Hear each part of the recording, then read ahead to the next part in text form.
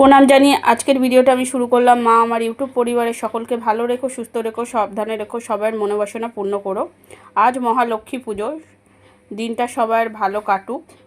তোমরা কিভাবে আজকে সারাটা দিন কাটাচ্ছ তোমরা জানিও কমেন্টের মাধ্যমে। আমি এসেছি ঘুরতে বলতে আমার বোনের বাড়ি লক্ষ্মী পুজো, তাই এসেছি।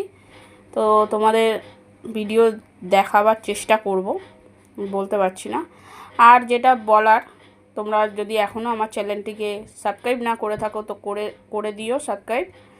আর পেজটির সঙ্গে আমার জুড়ে যেও, তাহলে কি হবে, আগে ভিডিও ছাড়লে তোমাদের কাছে আগে নোটিফিকেশান যাবে।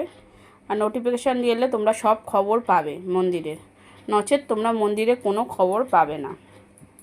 আর যেটা কথাটা ছিল মন্দির খোলার, সেটা আশা করি লক্ষ্মী পুজোর পর আমি গুড নিউজ দিতে পারবো তোমাদের। কেন সবার অসুবিধা হচ্ছে, অনেকেই আমাকে কমেন্ট করেছো দিভাই মন্দির খুলেছে কি না।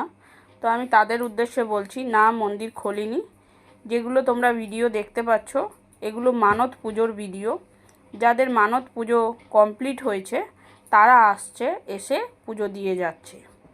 আশা মা অন্য কারোর পুজো গ্রাহ্য করছে না, নিচ্ছে না।